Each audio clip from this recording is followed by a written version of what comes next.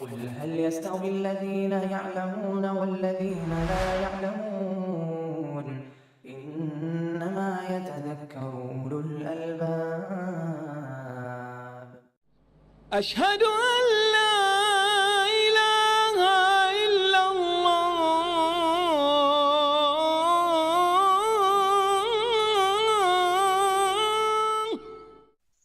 الحمد لله رب العالمين، الصلاة والسلام على أشرف الأنبياء والمرسلين نبينا وإمامنا محمد وعلى آله وأصحابه وأزواجه وذرياته وأهل بيته ومن دعا بدعوته إلى يوم الدين. أما بعد، فعن أنس بن مالك رضي الله عنه قال: من السنة إذا تزوج البكر على السيب أقام عندها 7 ثم قسم، وإذا تزوج الثيب أقام عندها 3 ثم قسم. قال أبو قلابة: ولو شئت لقلت إن أنسا رفعه إلى النبي صلی اللہ علیہ وسلم. کتاب النکاح سے 11ویں حدیث آپ کے سامنے پڑھی گئی. اس حدیث پر بعض حضرات نے عنوان لگایا ہے باب عشرت النساء، عورتوں کے ساتھ حسن سلوک سے پیش آنے کا بیان، عورتوں کے ساتھ حسن معاملہ کرنے کا بیان. ظاہر ہے کہ زوجین کے ایک دوسرے پر حقوق ہیں. اگر دونوں ایک دوسرے کے تئیں حقوق کی ادائیگی کرے اور ایک دوسرے کا مناسب احترام کرے تو زوجیت انشاءاللہ الفت اور محبت کے ساتھ گزرے گی. جہاں بھی اعتدالی ہوتی ہے، مرد اپنے حق کا کچھ زیادہ ہی استعمال کرنا چاہتا ہے، اپنی قوامیت کا بیجا فائدہ اٹھاتا ہے، یا اسی طریقے سے کچھ عورتیں ہوتی ہیں جو سمع و طاعت سے انحراف کرتی ہیں اور مرد کے خلاف زبان چلاتی ہیں، نشوز کرتی ہیں، بد دماغی کا مظاہرہ کرتی ہیں، شوہر کی جائز کاموں میں بھی سمع و طاعت نہیں کرتی، تو بیلنس بگڑ جاتا ہے اور معاملہ رفتے رفتے سنگین ہوتا چلا جاتا ہے.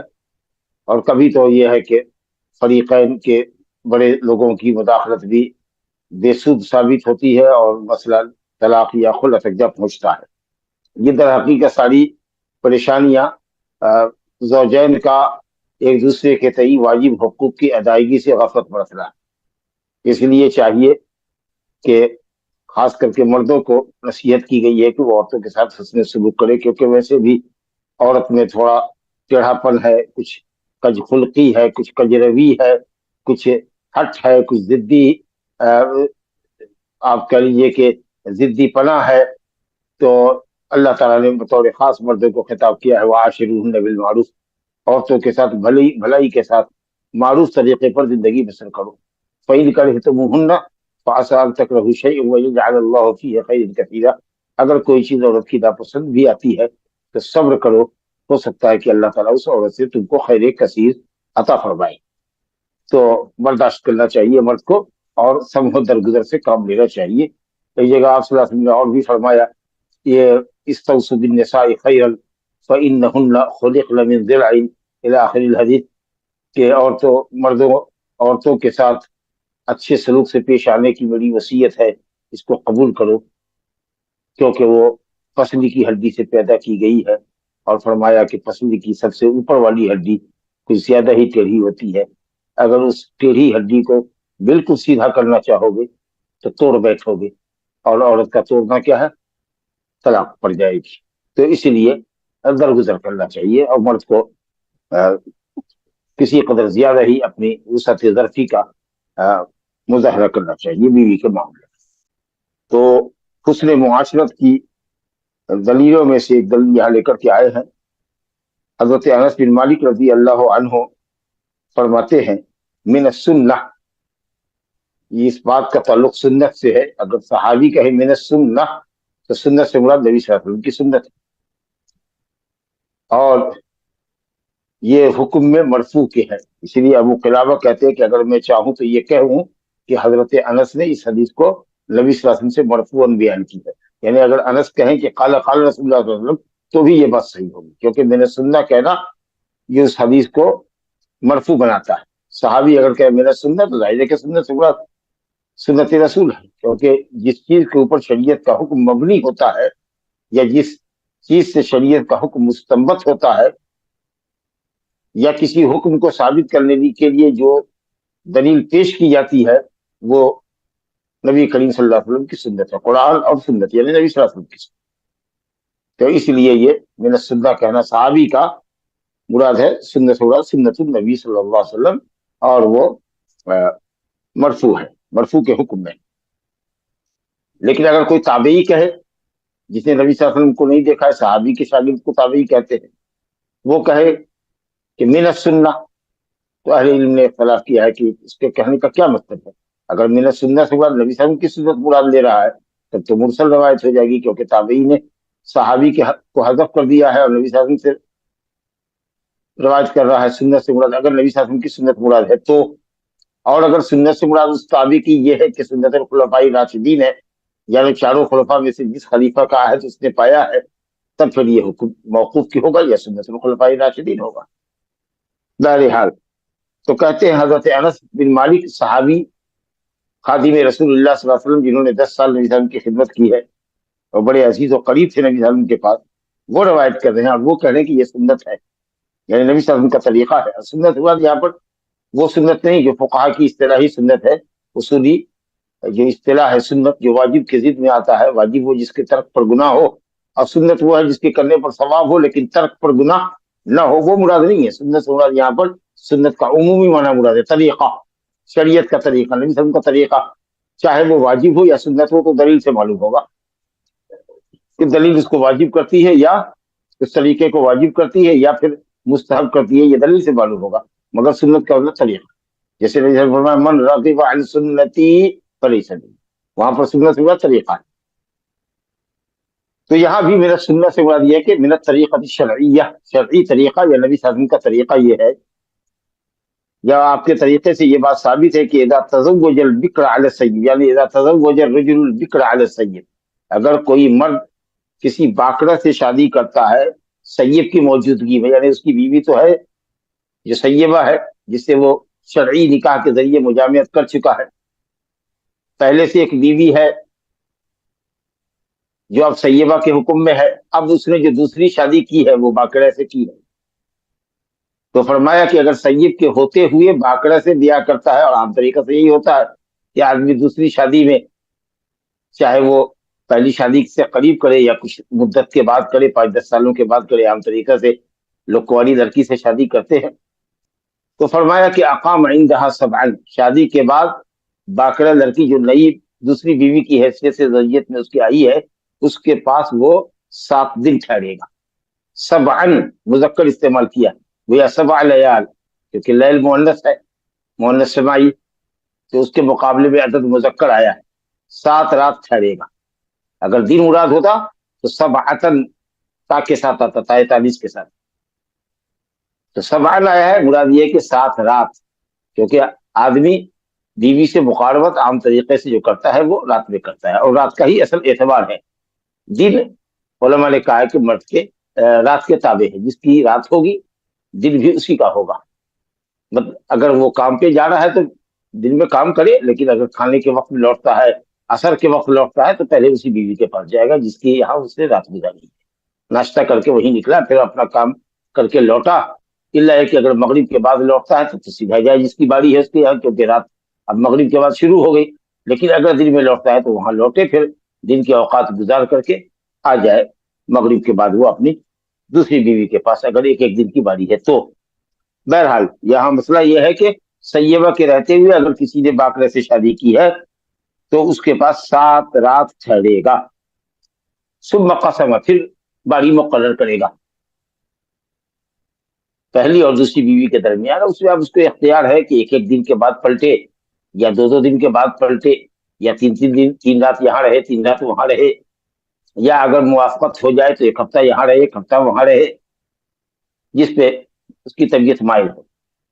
لیکن اگر سیبہ سے شادی کرتا ہے تو ظاہر ہے کہ پہلے بیوی ہے اس کے پاس، وَإِذَا تَزَوَّجَ السَّيِّبُ، اگر سید سے شادی کرتا ہے، عَلَى السَّيِّبِ او البکر، پہلے سے باکرہ ہو یا پہلے سے سیبہ ہو اس کی زوجیت میں، یعنی ابھی کل شادی اس نے کیا ہے مثال کے طور پر، یا کچھ دن پہلے شادی کی ہے، ابھی تک ملاقات نہیں ہوئی ہے اس سے، وہ باقرہ کی باقرہ ہی ہے، یا شادی کر چکا ہے سیبہ سے، سال ہر سال سے اس کے ساتھ رہ رہا ہے، اب دوبارہ اس نے سیب سے شادی کی ہے تو نکاح کے بعد 3 رات سیبہ کے پاس رہے گا، اس کے بعد پھر باڑی مقرر کرے گا۔ یہ فرق آخر کیوں ہے؟ واضح ہے فرق کی وجہ ظاہر ہے کہ باقرہ جو ابھی غیر مانوس ہے ہمارے گھر میں، پہلی مرتبہ آئی ہے نئی جگہ پر، گھر کے اور لوگوں سے اس کی شناسائی نہیں ہے، رفتے رفتے تعلقات ہوں گے، تو شروعاتی دنوں کے اندر وہ ذرا وحشت محسوس کرتی ہے، تنہائی محسوس کرتی ہے، الجھن محسوس کرتی ہے، کچھ اپنی ضرورتوں کو دوسرے کے سامنے بیان کرنے میں شرماتی ہے۔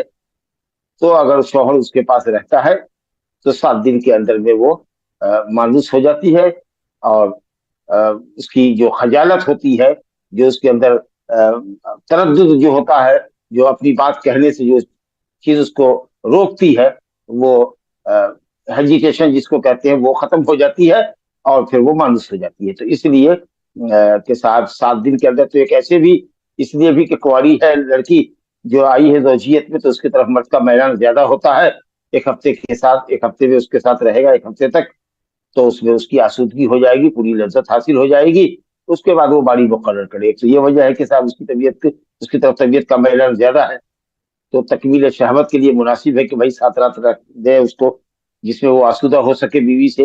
اور دوسرے یہ ہے کہ صاحب وہ عورت جو وحشت زدہ ہے، نئی عورت ہے، نئے گھر میں نئے ماحول میں آئی ہے، تو اس کی موانست کے لیے، اس کی غمخواری کے لیے اور اس کی وحشت کو دور کرنے کے لیے بھی مناسب ہے کہ شوہر اس کے ساتھ 7 دن رہے۔ جبکہ سیبہ سے شادی کرتا ہے تو سیبہ تو تجربہ کار عورت ہوتی ہے، کہیں سے وہ شادی شدہ ہو کر کے، طلاق یافتہ ہو کر کے، یا بیوہ ہو کر کے، جو بھی ہو وہ آئی ہے، کیونکہ سیبہ اسی کو کہتے ہیں جس کی بکارت نکاح شرعی کے ذریعے ظاہر ہو گئی ہو، یا جس کے پاس یہ شوہر جو دوسرا شوہر ہے وہ پلٹنے والا ہو، یعنی پہلا شوہر ایک ہو کے گزر چکا ہے، تو یہ دوسرا شوہر ہے جو اس کی طرف پلٹ رہا ہے، صحابہ یسوع کے والے پلٹنا۔ تو بہرحال سیبہ کی موجودگی میں اگر باقرہ سے کرتا ہے تو 7 دن باقرہ کے اسپیشلی وقت دے گا، اس کے بعد باڑی مقرر کرے گا، اور پہلے سے باقرہ ہو زوجیت میں یا سیبہ ہو، اگر دوسرا نکاح سیبہ سے کرتا ہے تو 3 رات اس کے حق قیام کرے گا، اور جس کے حق قیام رات کا کرے گا دن بھی اسی کے تابع ہوگا، اگر دن میں ٹھہرتا ہے وہاں تو۔ اچھا، اگر مان لیجئے کہ صاحب ایک باقرہ سے شادی کیا ہے اور پھر دوسری باقرہ ہی ہے، یعنی ابھی تک وہ باقرہ ہی ہے، 15 دن شادی کو کیے ہوئے ہو گیا، ابھی تک اس سے خلوت اس کی نہیں ہوئی ہے، مقاربت نہیں ہوئی ہے، تو وہ ابھی باقرہ ہی ہے، اور پھر اسے دوسری باقرہ سے شادی کیا تو 7 دن پہلے اس باقرہ کو دے گا، اس کے بعد 7 دن اس کو دے گا۔ لا الہ، کیونکہ باقرہ پر باقرہ کیا، اس کا بھی حق ابھی 7 دن کا باقی ہے اور اس کا بھی 7 دن باقی ہے، اس کے بعد باڑی مقرر۔ اور مسئلے کو مزید تفصیل کرتے ہوئے، اگر کسی نے 2 باقرہ سے ایک ساتھ شادی کیا تو دیکھا جائے گا کہ پہلے کس کا نکاح قبول کیا ہے، اس نے جس کا پہلے قبول کیا اس کے یہاں پہلے 7 دن گزارے گا، اس کے بعد دوسری عورت کے پاس 7 دن گزارے گا، باقرہ کے بعد دوسری باقرہ کے بعد پھر باڑی مقرر کرے گا۔ اور اگر دونوں کا نکاح ایک ساتھ قبول کیا ہے، فلاں کی بیٹی اور فلاں صاحب کی بھتیجی، زید کی بیٹی اور زید کے بھائی عمر کی بیٹی یعنی زید کی بھتیجی فلانا، ان دونوں کو میں نے تمہاری زوجیت میں 10,000 روپے کے عوض 5,000 روپیہ دونوں کے مہر کے عوض فلاں فلاں گواہ کی گواہی میں دیا، ایک ساتھ اس نے کہا میں نے قبول کیا۔ تو اب کس کے پاس پہلی 7 راتیں گزرے گی؟ تو اہل علم نے کہا کہ چونکہ دونوں ہی حق میں برابر ہے اور کسی کو کسی پر ترجیح حاصل نہیں ہے، لہذا قرعہ اندازی کی جائے گی، جس کے نام کا قرعہ نکلے گا پہلے اس کے یہاں 7 دن، اس کے بعد دوسرے کے یہاں 7 دن، اعلیٰ کل حال۔ تو یہ تفصیل ہے کہ صاحب دوسری شادی اگر باقرہ سے کرتے ہیں تو 7 رات گزاریے، اس کے بعد پھر باڑی مقرر کیجیے، اور اگر دوسری شادی سیبہ سے کرتے ہیں اور پہلی بیوی آپ کی سیبہ ہے تو پھر سیبہ سے یا باقرہ ہی ہے پہلی بیوی تو بہرحال اس سیبہ کو 3 ہی دن ملے گا، لیکن باقرہ پر باقرہ اگر کر رہے ہیں تو پھر دونوں کو 7 دن الگ الگ دینا پڑے گا۔ اور آپ نے تفصیل سنا کہ اولیت کس کو حاصل ہوگی، کس کے یہاں پہلا 7 دن رہے گا 7 راتیں پہلی کس کے پاس گزارے گا، پھر دوسری 7 راتیں کس کے پاس گزارے گا، آپ کی تفصیل جانیں. لا الہ الا اللہ. اس کے بعد دوسری ایک حدیث ہے، علی بن عباس رضی اللہ عنہما قال قال رسول اللہ صلی اللہ علیہ وسلم لو ان احدکم اذا اراد ان یأتی اہلہ قال بسم اللہ اللہم جنبنا الشیطان وجنب الشیطان ما رزقتنا فإنه إن يقدر بينهما ولد في ذلك لم يضره الشيطان أبدا. یہ حدیث ہے مجامعہ سے پہلے کہ دعا بسم اللہ اور دعا کے ذکر پر یہ حدیث مشتمل ہے اور اس کا بڑا فائدہ بیان کیا گیا. تو صحیحین کی روایت ہے. اس حدیث کو امام بخاری باب التسمیۃ علی الوضو کتاب الوضو میں لایا ہے صحیح بخاری کے اندر کہ وضو کے وقت بسم اللہ کہنا، کیونکہ جو حدیث ہے سنن وغیرہ کی احمد کی لا وضو لمن لم یذکر اسم اللہ علیہ، اس شخص کا وضو نہیں ہے جس نے اللہ کا نام نہیں لیا وضو پر، یعنی وضو کے شروع میں، اس کی سند میں کلام ہے. ظاہر ہے کہ وہ حدیث امام بخاری کے معیار کی تو ہرگز نہیں ہے. تو اسی حدیث کو ذکر کیا انہوں نے کہ جب بیوی سے مجامعت شروع کرنے سے پہلے آدمی بسم اللہ کہے گا تو وضو اور طہارت کے وقت میں تو بدرجہ اولا بسم اللہ کہنا چاہیے. اسی حدیث سے استنباط کیا امام بخاری. ابن عباس رضی اللہ عنہما سے روایت سے فرماتے ہیں کہ رسول اللہ صلی اللہ علیہ وسلم فرمایا لو ان احدکم اذا اراد ان یاتی اہلہ، تم میں کا کوئی جب اپنی بیوی کے پاس آنے کا ارادہ کرے یعنی مجامعات کے لیے تو کہے بسم اللہ، یعنی عمل مجامعت شروع کرنے سے قبل، یا آپ یہ کہہ لیجئے کہ برہنہ ہونے سے، بے ستر ہونے سے قبل کہے بسم اللہ، اللہ ہی کے نام سے، یعنی اللہ ہی کے نام سے میں یہ مخصوص عمل شروع کرتا ہوں. اللہم جنبنا الشیطان، اے اللہ ہمیں شیطان سے، ہم دونوں کو جنبنا نا ضمیر متکلم ہے جمع کے لیے، جنبنا الشیطان، اللہ ہم دونوں میاں بیوی کو شیطان کی شر سے بچا. وجنب الشیطان ما رزقتنا، اور جو روزی ہم کو ہماری اس ملاقات میں عطا فرمائے، بیٹا یا بیٹی کی شکل میں جو روزی، میاں بیوی کی ملاقات میں روزی کیا ہوتی ہے، فصل کیا ہوتی ہے، میاں بیوی کے درمیان کی ملاقات سے فصل کون سی حاصل ہوتی ہے، بچہ. اس لیے قرآن نے کہا نساؤکم حرث لکم، تمہاری بیویاں تمہاری کھیتی، فاتوا حرثکم ان شئتم، جیسے چاہو اپنی کھیتی کی جگہ میں آؤ، محلے کھیتی میں جہاں کھیتی کی جاتی ہے، جہاں سے بچہ پیدا ہو سکے. تو فرمایا کہ اللہ ہم کو جو روزی عطا فرما، یعنی اولاد جو عطا فرما، اس کو بھی شیطان کے شر سے بچا. یہ دعا پڑھ کے آدمی کو قریب ہونا چاہیے. تو فرمایا اس کا جواب، لو کا جواب شرطیہ کا، فإنه إن يقدر بينهما ولد فی ذلک، اس ملاقات کے میں یا اس ملاقات میں اگر وہ عورت حاملہ بنتی ہے اور ان دونوں کے لیے اولاد مقدر کی جاتی ہے، یہ ملاقات حصول اولاد، حصول ذریت کا سبب بنتی ہے، تو جو بچہ پیدا ہوگا بیٹا یا بیٹی، لم یضرہ الشیطان ابدا، تو شیطان اس کو کبھی بھی تکلیف اور اذیت نہیں پہنچا سکتا. اس کا مطلب یہ نہیں ہے کہ وہ معصوم عن الخطا ہوگا، جسمانی تکلیف نہیں پہنچا سکتا، یا یہ کہہ لیجئے کہ شیطان اس پر پوری طریقے سے حاوی نہیں ہوگا، شیطان مسلط نہیں ہوگا اس کے اوپر کہ وہ بہت ہی خراب انسان ہو، گناہوں میں لت پت رہنے والا انسان ہو، چاہے لڑکا ہو یا لڑکی، انشاءاللہ وہ شیطان کے سے بہت حد تک محفوظ رہے گا. اچھا، پھر ایک چیز یہ بھی دیکھیے کہ کبھی یہ ہوتا ہے کہ سبب تو پایا جاتا ہے لیکن اس کے ساتھ ساتھ کچھ موانعات بھی پائی جاتی ہے، رکاوٹیں. تو کسی بھی عمل کی یا کسی بھی دعا کی یا کسی بھی عبادت کے اثر انداز ہونے کے لیے ضروری ہے کہ اسباب بھی پائے جائیں اور وہ چیز وہاں موانعات سے بھی خالی، کوئی رکاوٹ بھی نہ. تو صرف یہ نہیں کہ یہ دعا پڑھ لیں، بچہ پاکیزہ ہو، نیک ہو، صالح ہو، اس کے لیے ضروری ہے کہ ہماری خوراک حلال ہو، ہم حلال خور ہوں، میاں بیوی حلال کھاتے ہوں، اور اس کے ساتھ ایک سبب یہ ہے کہ صاحب بسم اللہ کر کے آپ جائے، اور پھر جب بچہ پیدا ہو تو اس کا نام اچھا رکھے، 7ویں دن اس کا عقیقہ کریں، اور اسی طریقہ سے پھر اس کی تربیت رفتہ رفتہ جیسے بڑھتا جائے کرتے جائے، اور جب وہ بولنے کے لائق ہو تو اللہ، لا الہ الا اللہ، سبحان اللہ، اس طرح کے کلمات اس کو سکھائیں. جب اسلامی آپ تربیت کریں گے انشاءاللہ شیطان کے شر سے بہتر. تو بہرحال اس سے یہ نہیں سمجھنا چاہیے کہ وہ آدمی ایک دم بالکل یہی محفوظ رہے گا. مقصود یہ ہے کہ بہت حد تک شیطان کے شر سے محفوظ رہے گا، یا شیطان کا وہ بندہ نہیں بنے گا کہ وہ شیطان کے کہنے پر بھاگتا پھرے۔ اللہ تعالیٰ اس کی حفاظت فرمائے گا اور پورے طریقے سے شیطان کے تسلط سے اس کو محفوظ رکھے گا۔ واللہ اعلم۔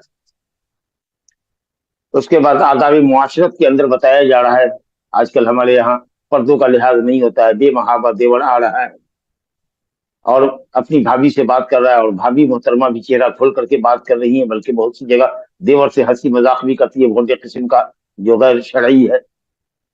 شوہر کا چچا آ رہا ہے جی، شوہر کا ماموں آ رہا ہے، شوہر کا پھپھیرا خلیرا چچیرا بھائی آ رہا ہے، جن لوگوں سے اس کو پردہ واجب ہے، ایسے لوگ بغیر اجازت کے داخل ہو جائیں گھر میں، اور خاص کے ایسے وقت میں لوگ کرے گھر کو کہ مرد کوئی نہیں ہے گھر میں، عورت اکیلی ہے، تو ظاہر ہے کہ فتنہ اور شر بہت بڑا پیدا ہوگا۔ اس لیے آداب ہے گھروں میں داخل ہونے کی، آداب ہے کہ کسی کے بھی گھر میں داخل ہو تو نک کر کے جاؤ، اجازت تو سلام کرتے، اور گھر میں اگر بہو ہے یا کوئی اور بھی ہے تو بھی آدمی کو چاہیے کہ اپنے گھر میں بھی داخل ہو تو سلام کر کے جائے، کچھ نک کر کے جائے، کھانستے ہوئے جائے، تاکہ محسوس ہو کہ گھر کا آدمی آ رہا ہے۔ اگر کچھ اعضاء ایسے ہیں جو بڑھانا ہے تو وہ اپنے آپ کو سنبھال سکے، پردہ کر سکے، ضروری اعضاء کو چھپا سکے وغیرہ۔ لیکن اجنبیہ کے پاس تو کسی بھی حال میں نہیں جانا چاہیے۔ ہاں، محرم اپنی محرمہ کے پاس جا سکتا ہے، باپ اپنی بیٹی کے پاس آ سکتا ہے، بھائی سگا سوتیلا اپنی بہن کے پاس آ سکتا ہے، اس کا سگا چچا ہے، سوتیلا چچا ہے، وہ آئے گا، چچیرا چچا نہیں، پھپھیرا بھائی نہیں، خلیرا بھائی نہیں، خالہ زاد بھائی، پھوپھی زاد بھائی، یہ سب نہیں۔ جو اس سے شادی کر سکتا ہے ویسا کوئی بھی آدمی اکیلے میں نہیں آ سکتا ہے، اللہ اس عورت کے لیے جائز ہے کہ اس کے سامنے بے پردہ ہو کر کے منہ کھول کر کے بات کرے۔ حضرت عقبہ بن عامر رضی اللہ عنہ سے روایت ہے ان رسول اللہ صلی اللہ علیہ وسلم قال ایاکم والدخول علی النساء فقال رجل من الانصار یا رسول اللہ ارأیت الحمو قال الحمو الموت۔ ولمسلم عن ابی الطاہر عن ابن وهب قال سمعت ليس يقول الحمو اخو الزوج وما اشبهه من اقارب الزوج ابن العم ونحوه۔ عقبہ بن عامر رضی اللہ عنہ سے روایت ہے کہ رسول اللہ صلی اللہ علیہ وسلم نے فرمایا ایاکم، کلمہ تحذیر ہے، خبردار، خبردار یعنی بچو، پرہیز کرو، بچو عورتوں کے پاس جانے سے، والدخول علی النساء، عورتوں پر داخل ہونا مطلب عورتوں کے پاس جانے سے، اجنبیہ عورتوں کے پاس جانے سے بچو، پرہیز کرو۔ کیوں؟ اس لیے کہ جب بھی کوئی اجنبی مرد اجنبی عورت کے ساتھ ہوتا ہے، تیسرا شیطان ہوتا ہے۔ لا یخلون رجل بامرأة الا کان الشیطان ثالثہما۔ ہرگز کوئی مرد کسی عورت کے ساتھ خلوت نہ کرے، تنہائی میں نہ بیٹھے، ہرگز کوئی لڑکی اکیلے ڈرائیور کے ساتھ شہر میں نہ گھومتی پھرے، ڈرائیور اپنی جگہ میں ہے، پیچھے بھی ہے تو بھی خلوت ہے وہاں، دو آدمی کم سے کم جائے تاکہ ڈرائیور کے ساتھ خلوت نہ ہو، تین جائے، لڑکا جاتا ہے تو ہوشیار بالغ بچہ جائے یا سمجھدار بچہ جائے جو سمجھے کہ کیا گفتگو ہو رہی ہے۔ تو کہتے ہیں شہر میں گھوم رہے ہیں، ڈرائیور کے ساتھ گھوم رہی ہیں، ہاں محرم اگر ڈرائیور ہے تو کوئی بات نہیں، شوہر ہے تو کوئی بات ہے ہی نہیں، لیکن محرم ہے تو بھی کوئی بات نہیں۔ غیر محرم کے ساتھ اگر شہر میں چکر لگا رہی ہے تو معاملہ خراب ہوتا ہی ہے۔ بہرحال عورتوں کے پاس جانے سے بچو، اجنبی عورتوں کے پاس، کیوں؟ اس لیے کہ جب بھی خلوت ہوگی، تنہائی ہوگی، تیسرا وہاں شیطان اور شر انگیزی کرے گا۔ فقال رجل من الانصار، ایک انصاری شخص نے کہا یا رسول اللہ، یہ ادب ہوتا تھا کہ چبو کا صحابہ کرام کا یا رسول اللہ، نام لے کے نہیں پکارتے تھے، یا محمد یا محمد یا محمد یا رسول اللہ، ارأیت الحمو، آپ کا کیا خیال ہے دیور کے متعلق یا شوہر کے رشتہ دار کے متعلق؟ جیسا کہ مسلم میں ابو طاہر نے ابن وہب سے، اور انہوں نے کہا کہ میں نے لیث سے سنا ہے کہتے ہوئے کہ الحمو کہتے ہیں شوہر کے بھائی کو یا شوہر کے قریبی رشتہ دار مذکر کو، جیسے چچا کا بیٹا ہے، خالو کا بیٹا ہے، پھوپھا کا بیٹا ہے، پھوپھی کا بیٹا ہے، تو یہ لوگ جو اجنبی کے کیٹیگری میں آتے ہیں، محرم نہیں ہے، ایسے لوگوں کے تعلق سے پوچھا تو کہا کہ الحمو الموت، وہ تو زیادہ خطرناک ہے، وہ تو مثل موت کے ہیں جس سے آدمی کو گھبراہٹ ہوتی ہے اور ہونی چاہیے۔ کیونکہ اجنبی لوگوں کے مقابلے میں اس رشتے دار کا جو بھائی ہے، یعنی شوہر کا بھائی ہے، شوہر کا بھتیجا ہے، شوہر کا پھوپھی زاد ہے، خالہ زاد ہے، چچا زاد ہے، یہ عورت تک پہنچنے اور گفتگو کرنے میں زیادہ قادر ہوتا ہے. بھابھی بھابھی کر کے گھر میں گھس گیا. اور ہمارا جو معاشرہ ہے اس میں ہماری والدہ، ہمارے والد بھی اگر گھر میں ہے تو منع نہیں کرے، کہاں جا رہے بھائی، کیوں ہماری بہو سے بات کر رہے ہیں، کیوں اس کے گھر میں داخل ہو رہے ہیں؟ لا الہ. کہتے ارے بھابھی ہے، ارے فلانے آئے ہیں، تمہارے پھوپھے زاد بھائی ہوں گے، تمہارے شوہر کے پھوپھے زاد بھائی ہے. لا حول ولا قوت الا باللہ. کیا وہ تو موت کے مترادف ہے، کیونکہ اجنبی شخص کے مقابلے میں اس کا عورت سے گفتگو کرنا، اس کے قریب جانا تو زیادہ خطرناک ہے. اس سے تو اور زیادہ خطرہ پیدا ہوگا، اور جلدی خطرہ پیدا ہوگا. تو شوہر کے رشتے دار جو آتے جاتے ہیں، اور اس سلسلے میں ہم لوگوں کا جو تغافل ہے، بلکہ یہ کہہ لیجئے کہ مجرمانہ تغافل گھروں کے اندر عام طریقے سے. بہت ہی کم گھر ہوں گے جس میں یہ سب آداب ملحوظ رکھے جاتے ہیں کہ کون آ رہا ہے، اور کون کس کو آنا چاہیے، اور کس سے بیوی کو بات کرنا ہے، اور کس کے سامنے منہ کھول کے بیٹھنا ہے نہیں بیٹھنا ہے. اس سے بڑی تصاویر. تو اس کا اللہ تعالیٰ ہم لوگوں کو لحاظ کرنے کی توفیق دے، اور ہماری عورتوں کو بھی، ہماری بیویوں کو بھی توفیق دے، اور کہ وہ سمجھے کہ ان کو کس کے پاس آنا ہے، کس سے بات کرنی ہے، کس کے پاس منہ کھول کے بیٹھنا ہے. ہاں اگر وہ پردے کے پیچھے سے کچھ پوچھ رہا ہے تنہائی میں تو بالکل اس کو اجازت نہ دیں. لیکن ہاں گھر میں خوش دامن صاحبہ ہے، خسر ہے، اور بھی لوگ ہیں گھر میں مرد عورت میں، تو اگر وہ کچھ بات کر رہا ہے تو ٹھیک ہے، پردے کے پیچھے سے. ازواج مطہرات کے پاس اجنبی حضرات آتے تھے تو قرآن نے کہا وَإِذَا سَأَلْتُمُوهُنَّ مَتَاعًا فَاسْأَلُوهُنَّ مِنْ وَرَاءِ حِجَابٍ.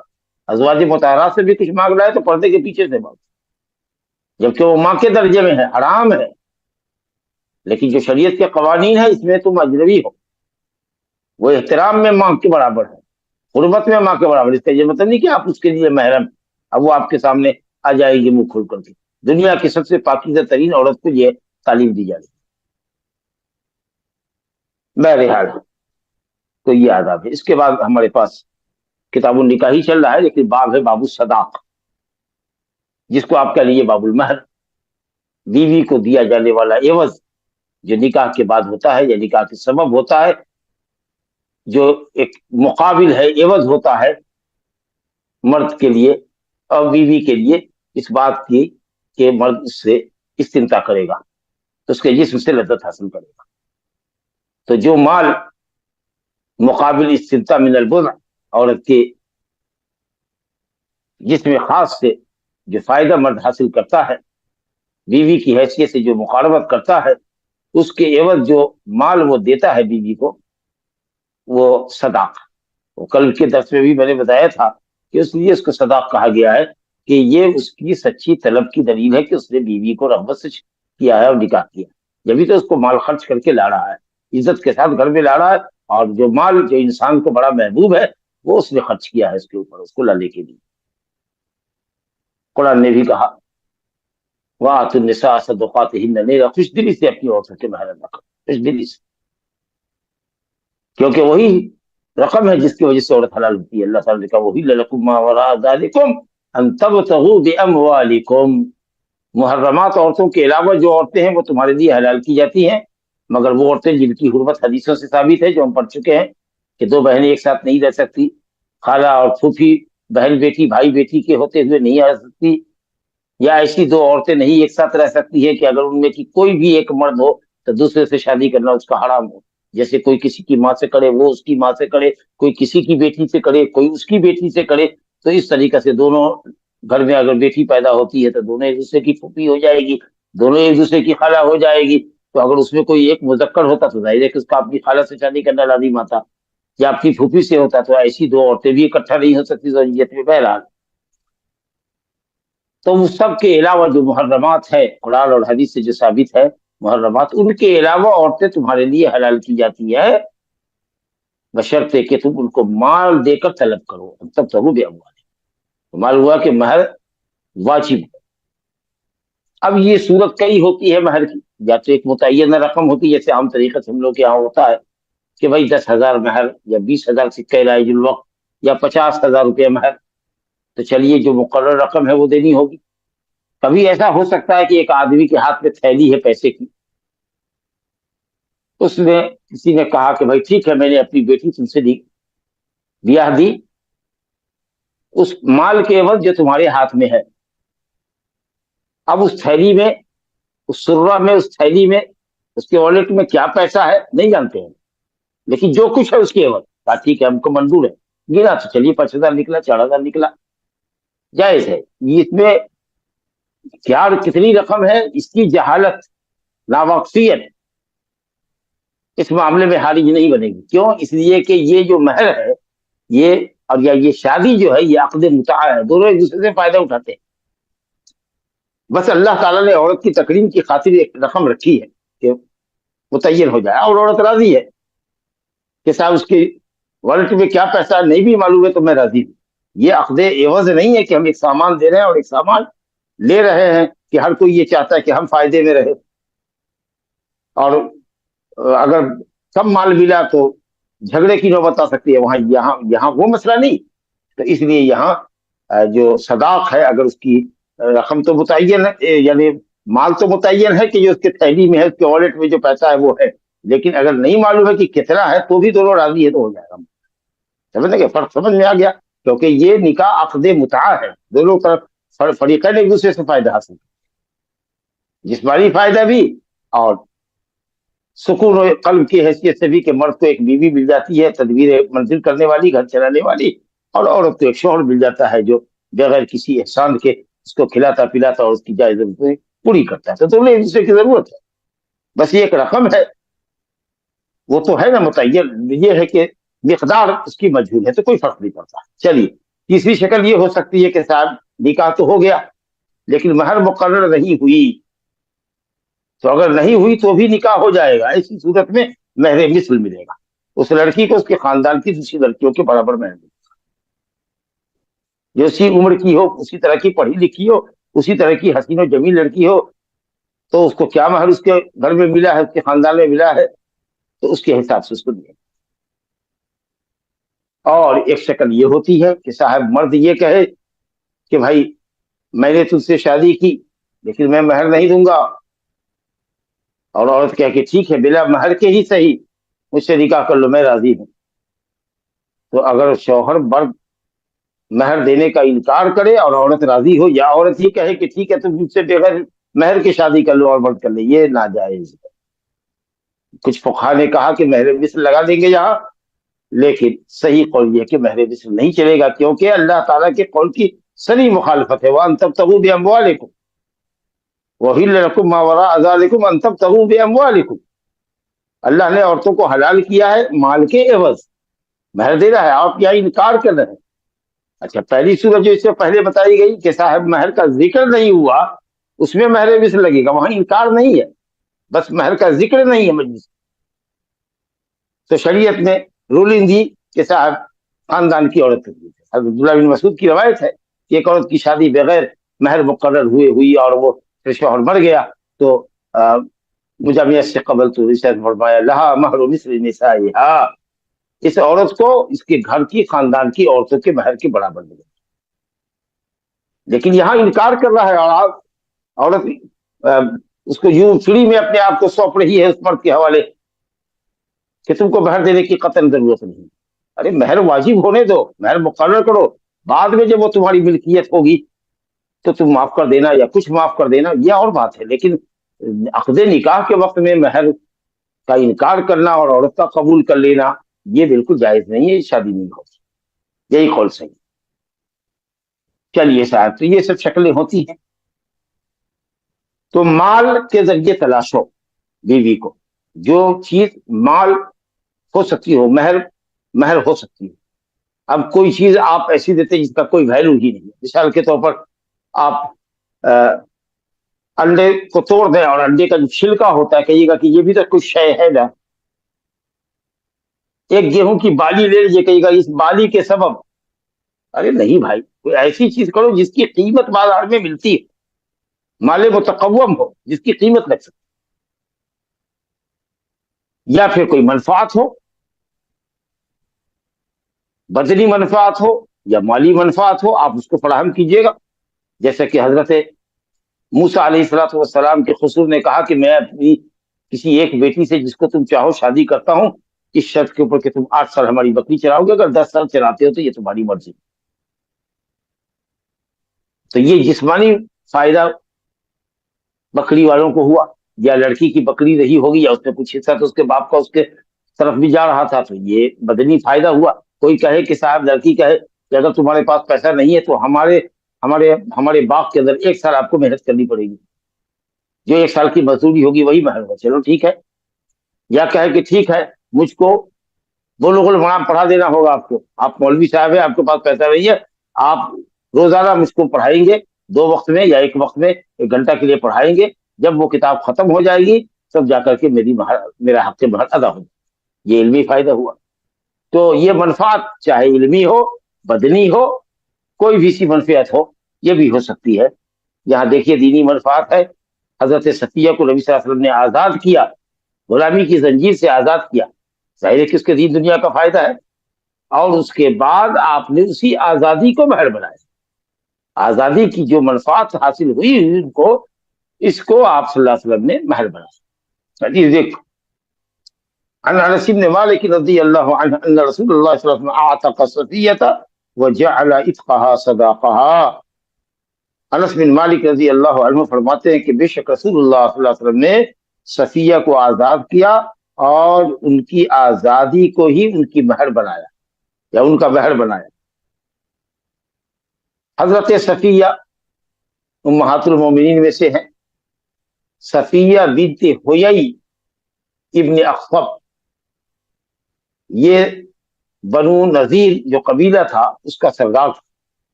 بنی قریظہ کی جنگ میں یہ شریک تھا، قریظہ والوں کی طرف سے، بنو قریظہ کی طرف سے جنگ کرنے۔ بہرحال وہاں جنگجو کو، جوانوں کو جو جنگ کر نہ سکتے تھے، حکم ہوا تھا کہ ان کو قتل کر دیا جائے، تفصیل میں نہیں جا سکتا۔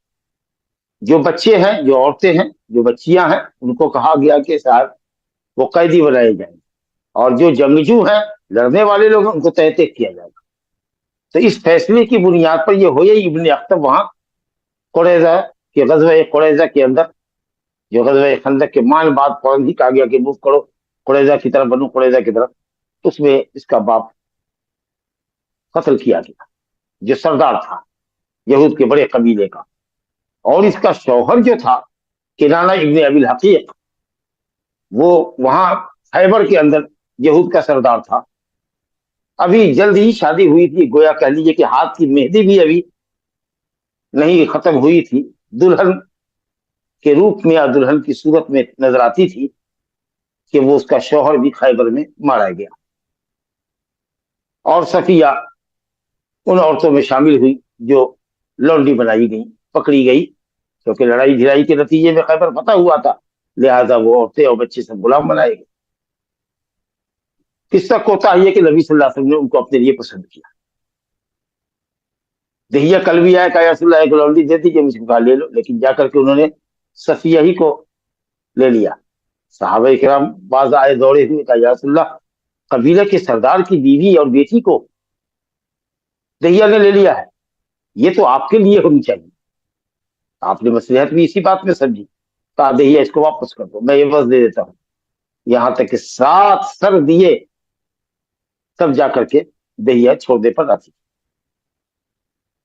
پھر وہاں سے جب چلے تو نبی صلی اللہ علیہ وسلم نے اپنے لیے ان کو پسند کیا کہ یہ میرے حصے میں رہے۔ اللہ اکبر، کس قدر آپ نے اس کے شکستہ دل کو جوڑا ہے، اور اس کی آپ کہہ لیجئے کہ صاحب ان کی حوصلہ افزائی کی ہے کہ سردار کی بیوی ہے اور بنو نذیر کے سردار کی بیٹی ہے، اور وہ کسی دوسرے صحابی کے پاس جائے۔ آپ یہ کہہ لیجئے کہ صاحب قبیلے کے سردار کی بیوی، آپ کہہ لیجئے چلیے وزیر اعظم کی بیٹی ہے، کہہ لیجئے بادشاہ کی بیٹی ہے، امیرہ ہے، اور وہ کسی عام آدمی کے پاس چلی جائے، تو اس سے بڑی ذلت اس کے لیے کیا ہوگی؟ نبی کریم صلی اللہ علیہ وسلم نے سوچا کہ سردار کے پاس سے آ کر سردار کے پاس آ جائے تو بس بڑھیا بات رہی۔ سردار کی بیٹی ہے، سردار کی بیوی رہی ہے، اب اس امت کے سردار کے پاس، انسانیت کے سردار کے پاس، سید ولد آدم کے پاس اگر یہ آ جائے محمد صلی اللہ علیہ وسلم کے پاس آ جائے تو اس کی شکستگی دور ہو جائے گی، اس کی حوصلہ افزائی ہو جائے گی، اس کا ٹوٹا ہوا دل جڑ جائے گا۔ چنانچہ آپ نے اپنے لیے پسند کیا اور پھر آپشن دیا صفیہ کو کہ اگر تم چاہو تو میں تم کو آزاد کر دوں۔ یہ دوسری نعمت ہوئی، کیونکہ غلامی تو بہرحال غلامی ہے، جس کے بعد آدمی جانوروں کی صف میں ہوتا ہے، بیچا اور خریدا جاتا ہے، اور کہا کہ میں اسی آزادی کو مہر بنا کر کے تم سے شادی بھی کرنا چاہتا ہوں۔ زہے نصیب، یہ دوسری بات جو ہوئی وہ دو احسان پر مشتمل ہے۔ ایک تو یہ کہ میں شادی کروں گا، اور اس شادی کو تمہارے لیے، آزادی کو شادی کا مہر بنا۔ تو آپ نے پہلے ان کو اپنی ملکیت میں لیا، یہ احسان کہ سردار کے گھر سے چلی ہے، سردار کے گھر میں آئی ہے، سردار کے پاس آئی ہے۔ دوسرے یہ کہ آپ نے ان کو آزاد کیا، یہ بڑی نعمت۔ تیسرے یہ ہے کہ زوجیت میں آپ نے داخل کر لیا، اور اس طریقے سے وہ امہات المومنین کی صف میں آ گئی، یہ اعزاز پڑے اعزاز کرنے۔ تو یہ صورتحال تھی، اور نبی کریم صلی اللہ علیہ وسلم نے اس لیے بھی کئی شادیاں کی ہے کہ اس میں آپ کی یہ دینی مصلحت ہوتی تھی، دعوت دین کی مصلحت ہوتی تھی۔ چلیے صاحب، تو آپ نے حضرت صفیہ کو آزاد کیا اور ان کی آزادی کو مہر بنایا۔ تو یہ جو آزادی کی منفعت ان کو حاصل ہوئی، حضرت صفیہ کو آدمی، آپ نے اس کو مہر بنایا۔ گویا کہ منفعت کو آدمی مہر بنا سکتا ہے۔ اگر روپیہ نہیں دیتا ہے، چلو بھائی ہم 6 مہینہ قرآن پڑھا دیں گے تم کو، یا چلو ہم چند صورتیں تم کو یاد کرا دیں گے، یا چلو کوئی کتاب تم کو پڑھ کر کے سمجھا دیں گے، یا چلو تمہارا کوئی کام ہے تو کر دیتے ہیں۔ لڑکی کہے کہ صاحب ہمارے پاس 200 بکریاں ہیں میرے ذات کی، میری ملکیت میں، میرے پاس اس کو باندھنے کے لیے جگہ نہیں ہے۔ مرد نے کہا کہ ٹھیک ہے، میرا گیریج ہے، وہ 200 بکریوں کے لیے کافی ہوگا، میں بڑا سا ایک گیریج تم کو دے دوں گا سال بھر کے لیے، وہی تمہارے لیے مہر ہونی چاہیے۔ بھائی ٹھیک ہے۔ تو منفعت جس سے بھی حاصل ہو، جسم سے ہو یا مال سے ہو، عورت کو منفعت ملنی چاہیے، سمجھا؟ تو یہ ہو سکتا ہے۔ اب کچھ لوگوں نے یہ کہا کہ صاحب کیا عورت خدمت کو شرط پر لگا سکتی ہے؟ اگر یہ کہے کوئی بیوی کہ ٹھیک ہے آپ 1 سال تک میری خدمت کریں گے، میرا جسم دبائیں گے، میرا کپڑا دھوئیں گے، تو فقہا نے کہا کہ ہاں یہ بھی جسمانی خدمت ہے، یہ بھی منفعت ہے، کر سکتی ہے۔ لیکن بعض علماء نے کہا کہ نہیں، یہ مرد کی رجولیت کے خلاف ہے، مرد قوام ہے، گھر کا مالک ہے، حاکم ہے، وہ حکم چلاتا ہے، خدمت کر کے آؤ، میری ٹانگ دباؤ، میرا بدن دباؤ، اے شوہر محترم، میاں صاحب گھر میں جھاڑو لگا دیجیے، برتن صاف کر دیجیے، میرا کپڑا پڑا ہوا ہے باتھ روم میں، اس کو دھو دیجیے، کھانا بنا لیجیے۔ اب 1 سال کی خدمت آپ کو کرنی ہے، تو کہا کہ نہیں، جسمانی خدمت کرنا، یہ معاملہ بالکل پلٹ جائے گا۔ اب یہ شوہر خادم ہو گیا اور بیوی مخدومہ ہو گئی، لیکن تعلیم دے رہا ہے، ویسے تو معلم ہے، یا گھر سے باہر کام کر رہا ہے، اس کے جسم کو دبا نہیں رہا ہے، بلکہ اس کا کام کر رہا ہے، اس کے کھیت کھلیان کا کام کر رہا ہے، تو اس میں انشاءاللہ تعالی وہ ذلت نہیں ہے جو عورت کی خدمت کرنے میں۔ چلیے، تو حضرت رسول اللہ صلی اللہ علیہ وسلم نے صفیہ رضی اللہ عنہ کی آزادی کو مہر بنایا۔ اسی سلسلے کی ایک حدیث اور دیکھ لیجیے ماشاءاللہ، سہل بن سعد الساعدی رضی اللہ عنہ کی روایت ہے، بڑا دلچسپ واقعہ ہے اور عبرت بھی ہے۔ کچھ الفاظ یہاں مختصر کیے ہیں انہوں نے۔ بہرحال یہ کہتے ہیں کہ رسول اللہ صلی اللہ علیہ وسلم کے پاس ایک عورت آئی، کوئی بھی رہی ہو، اس کو واہبۃ النفس کہتے ہیں۔ وہ آئی اور کہا انی وہبت نفسی لک، میں نے اپنے آپ کو آپ کے لیے ہبہ کر دیا۔ ہبہ کا مطلب تملیک الشیء بلا عوض، کسی چیز کا کسی کو مالک بنا دینا بغیر عوض لیے ہوئے۔ گویا میں اپنے نفس کا آپ کو مالک بناتی ہوں بغیر عوض کے، یعنی مہر دینے کی ضرورت نہیں، میں نے اپنے آپ کو ہبہ کیا، بلا مہر کے آپ مجھ سے شادی کی۔ نبی کریم صلی اللہ علیہ وسلم کو دین میں بہت سی خصوصیت، احکام میں بہت سی خصوصیت حاصل تھی، جس میں امت آپ کی شریک رہی تھی۔ اگر خصوصیت کی دلیل ہو تو پھر وہ حکم خاص ہوگا، اس میں ہم نبی صلی اللہ علیہ وسلم کی پیروی نہیں کر سکتے کیونکہ وہ حکم خاص ہے۔ اگر خصوصیت کی دلیل نہ ہو تو نبی صلی اللہ علیہ وسلم کا قول و فعل عمل سب ہمارے لیے اسوہ اور نمونہ ہے۔ قرآن نے کہا ہے کہ جن عورتوں کو اللہ نے آپ کے لیے حلال کیا ہے اسی میں ہے وَامْرَأَةً مُؤْمِنَةً ان وهبت نفسها للنبی ان اراد النبی ان يستنكحها، ان اراد النبی ان یستنکحها خالصۃ لک من دون المؤمنین، اے نبی ہم نے آپ کے لیے وہ مومنہ عورت کو بھی حلال کیا ہے، اس مومنہ عورت کو بھی حلال کیا ہے جو اپنے آپ کو ہبہ کرے آپ کے، جو نبی کے لیے ہے اپنے آپ کو ہبہ کرے۔ ان وہبت نفسہا للنبی ان اراد النبی ان یستنکحها، اگر نبی اس سے نکاح کرنا چاہیں تو بغیر مہر دیے ہوئے اس سے شادی کر سکتے۔ لیکن آگے دیکھیے اللہ نے کہا خالصۃ لک، یہ صرف آپ کے لیے، من دون المؤمنین، مومنوں کے لیے جائز نہیں ہے کہ وہ کوئی عورت اپنے آپ کو ہبہ کر دے اور بلا مہر کی شادی پر راضی ہو جائے اور مرد شادی کر لے، ایسا قطعاً نہیں ہو سکتا، مہر بھی واجب ہوگا۔ اور اگر انکار کرتا ہے کہ نہیں مہر دوں گا ہی نہیں، اب وہ بھی کہتی کہ ٹھیک ہے میں نہیں لوں گی، تب تو پھر آپ نے سن لیا کہ صاحب صحیح قول یہ کہ وہ نہیں کرنا۔ تو اس عورت نے کہا کہ یا رسول اللہ میں نے اپنے آپ کو آپ کے لیے ہبہ کیا، اور نبی کریم صلی اللہ علیہ وسلم کسی سے شادی کرے تو اس کے لیے ولی کی ولایت بھی، لڑکی کے لیے ولی کی ولایت بھی ضروری نہیں۔ نبی صلی اللہ علیہ وسلم امام المسلمین، اسے یہ نہیں کہا کہ عورت تمہارا ولی کا ہے، تمہارا باپ کا۔ فقامت طویلا، دیر تک ٹھہری۔ مختصر یہ کہ نبی صلی اللہ علیہ وسلم نے، تفسیر دوسری حدیثوں کے اندر یہ آئی ہے کہ آپ نے اوپر سے لے کے نیچے تک دیکھا، پھر نیچے سے لے کے اوپر دیکھا، اور آپ خاموش ہیں، کچھ بولے نہیں، ہاں نہ۔ روایتوں میں آتا ہے کہ وہ بیٹھ گئی اور صبر و سکون کے ساتھ ایک لمبی مجلس چلی، نہ آپ کچھ بول رہے نہ عورت کچھ بول رہی۔ یہ بڑی حکمت اور دوراندیشی تھی نبی صلی اللہ علیہ وسلم کا اخلاقی کریمانہ اس میں ملاحظہ کی۔ اگر آپ نے دیکھا اور نیچے، اوپر سے نیچے دیکھا، نیچے سے اوپر دیکھا، اور اس کے بعد خاموش ہوں، اگر کہتے تھے کہ نہیں مجھے پسند نہیں ہے یا میں شادی نہیں کروں گا تو اس کا دل ٹوٹ جائے، آپ نے خاموشی اختیار کی۔ اب وہ عورت بھی وہی بیٹھ گئی کہ دیکھتے ہیں کہ ہو سکتا ہے کہ نبی صاحب کچھ سوچ رہے ہو، غور کر رہے ہو، بعد میں اپنی رضامندی کا اظہار کرے، یا دیکھتے ہیں کیا ہوتا ہے۔ وہ بھی بیٹھ گئی کنارے۔ جب دیر تک مجلس چلی، خاموشی رہی، تو ایک صحابی نے کہا، یا اس نے سمجھ لیا قرینے سے کہ نبی صلی اللہ علیہ وسلم کو حاجت نہیں ہے، تو آپ نے فرمایا یا رسول اللہ زوجنیھا ان لم یکن لک بہا حاجہ، اگر آپ کو اس عورت سے شادی نہیں کرنی ہے، آپ کو اس میں رغبت نہیں ہے، تو میری شادی سے کرا دیجیے۔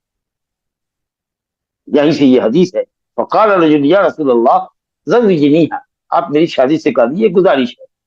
حکم گزارش التماس کے لیے ہے، رجا کے لیے حکم نہیں ہے۔ نبی کو کون حکم کرے گا؟ کہ حکم کرنے والا اپنے کو بلند سمجھے نبی سے؟ جو امر کا معنی ہوتا ہے کہ امر کے اندر جو استعلا ہوتا ہے بلندی، وہ مفہوم نہیں ہے گزارش کے لیے۔ امر گزارش کے معنی کے لیے بھی آتا ہے۔ اگر آپ کو حاجت نہیں ہے تو ہم سے شادی کریں۔ تو آپ صلی اللہ علیہ وسلم نے کہا هل عندك من شيء تصدقها، اب یہ رزلٹ ہو گیا کہ نہیں کو رغبت نہیں ہے اس عورت میں۔ تو آپ نے کہا کہ کیا تمہارے پاس کوئی چیز ہے؟ ایک تو شعین نکرا ہے، کوئی بھی چیز، اور اس پر بھی من داخل ہے، حرف جر، مزید نکرا کا فائدہ دے رہا ہے، کوئی بھی چیز۔ لیکن آپ پہلے سن چکے کہ کوئی بھی چیز سے مراد وہ چیز جس کی بازار میں قیمت لگتی، کیونکہ قرآن نے کہا تب تک بھی اموالکم، مال دینا ہے۔ مال وہ ہے جس سے آدمی کچھ چیز خرید سکے۔ تو کوئی چیز کا مطلب کہ وہ جو مہر بننے کے لائق ہو، جس میں مالیت ہو، جس کی کوئی قیمت بازار میں لگتی ہو، جو تم اس کو دے سکو۔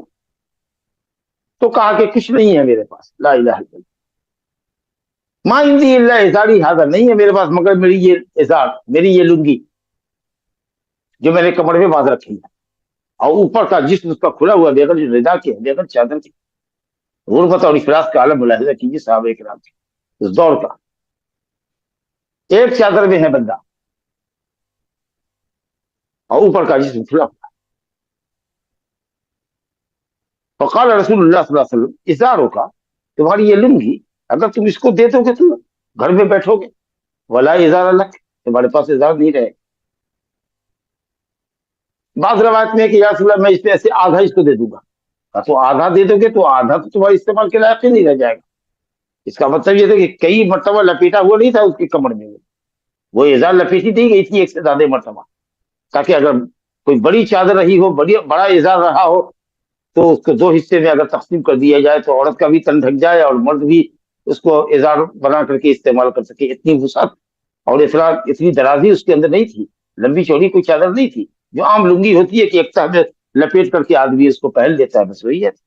آپ نے کہا کہ نہیں یہ ایسا ہوگا تو تم بغیر ازار کے رہو گے۔ تو آپ نے کہا فل تمس शैयन, जाओ कुछ तलाशो, कुछ तलाशो। गया वो बंदा, हदीस में है कि गया। हो सकता है कि कोई चीज आदमी के घर में रखी हुई होती है, भूल चुका होता है कि कुछ है, जाकर के टटोला सामान को तो कहीं मिल गया, एक आध दो पैसा मिल गया, चवन्नी अठन्नी रुपया मिल गया। गया बंदा, कहा कि कुछ भी नहीं। तब आपने कहा इल्तमिस वलो खातमुम मिन हदीद, जाओ तलाशो, अगरचे लोहे की एक अंगूठी ही क्यों ना। अंगूठी भी हम जानते ही हैं, लोहा भी हम जानते हैं, और लोहे की अंगूठी की कीमत क्या हो सकती है। और इसे ये भी पता चला कि लोहे की अंगूठी मर्द के लिए भी जायज है, औरत के लिए भी जायज है, क्योंकि लोहे की अंगूठी तो पहनने के लिए। कुछ लोग कह सकते हैं कि नहीं नहीं, मालियत के तौर पर दे दिया। अरे अंगूठी आम तरीके से जो खरीदी जाती है, या किसी को कोई देता है, हिबा करता है, या मेहरत में देता है, तो पहनने के लिए देता है कि मालियत के लिए देता है, आप दूर की सोच रहे हैं। ये वो लोग कहते हैं जो ये कहते हैं कि लोहे की अंगूठी पहनना चाहिए, नहीं है, क्योंकि एक ज़ईफ रिवायत आई है कि ये हिलियतु अहली नार, ये जहन्नमियों का जेवर है, ये जहन्नमियों के इस्तेमाल की चीज है। ला हौला वला कुव्वता इल्ला, इस बुनियाद पर कहते हैं कि ये जायज नहीं। और तावील करते हैं कि कहा कि मालियत रहेगी, जरूरी थोड़ी है कि लोहे की अंगूठी तो इस्तेमाल करे। तो मालियत पर दिमाग ज्यादा जा रहा है कि उसके इस्तेमाल पर ज्यादा जा रहा है। अंगूठी आदमी को देता है, कोई घड़ी कोई देता है, तो फौरन उसको पहन लेता है या उसको रख देता है कि जब जरूरत होगी तब इसको बेच करके माल हासिल कर। सुभान अल्लाह, कैसे ये भोले हैं, या दुनिया को कैसा भोला समझते हैं कि इस तरह की तावील करते हैं। तो आपने कहा देख, लेकिन उस शख्स को वो लोहे की अंगूठी भी नहीं। फलम यही चाहिए, तो रसूलुल्लाह सल्लल्लाहु अलैहि वसल्लम ने पूछा। देर तक वो बंदा भी बैठा रहा, मायूस बैठा रहा देर तक। फिर उसके बाद वो उठा कि अब उठे, चलते हैं। हुक्म आ गया, नबी साहब ने फरमाया, देखिए अल्लाह ताला की तरफ से पढ़ जाती, हल मा का शैइन मिनल कुरान, क्या तुम्हारे साथ कुरान से है, यानी तुमको कुरान मजीद की सूरतें याद है। तो बाद रवायतों में आता है कि हाँ सूरतुल बकरा वो सूरत का नाम है। माशा, हाँ।